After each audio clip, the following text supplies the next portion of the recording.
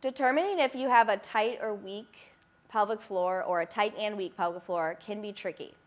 This was always the hardest part for me to understand about myself, so just bear with me a moment. We're going to start with a test to see if you have a tight pelvic floor. This is going to begin with some questions. So ask yourself, are you a go, go, go person? Do you live in like a high stress, high anxiety space? Do you hold a lot of your tension in your jaw? Do you feel like you're kind of like a type A personality like me? Do you feel that a lot of your muscles in your body are often tight? These could all be indicators that you have a tighter pelvic floor. So one of the ways I like to test this is to just place a ball on your pelvic floor and move it around and see if you feel any uncomfortable spots. So if you're doing that, you're going to just place it here all the way kind of down toward your midline. You're going to sit on it, and you can use a tennis ball, whatever you have at home, lacrosse ball, and just move around.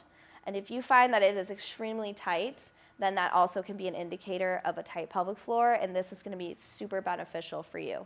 So now let's test for weakness. Now remember, you can have a tight pelvic floor and a weak pelvic floor, or one or the other. So some of the questions you want to ask yourself is, do you notice you're having urinary incontinence at least once per day? Are you feeling like there's a lot of pressure going down when you're lifting or carrying things? Do you feel like after your last pregnancy you were unable to run or jump like you used to be? Or even if you just carry a certain weight, does it feel like you're getting that pressure of things falling out of you?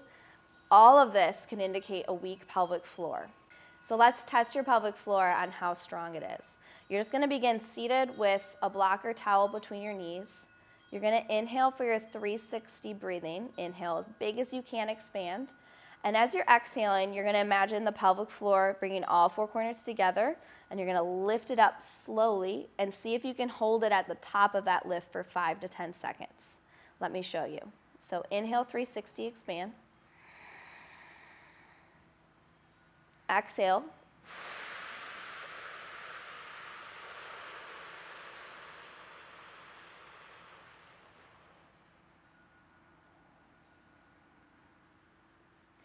If that was really hard for you to do, or if you felt like you were squeezing your glutes, your butt muscles in order to get there, then that could all indicate as well that you might have a weak pelvic floor.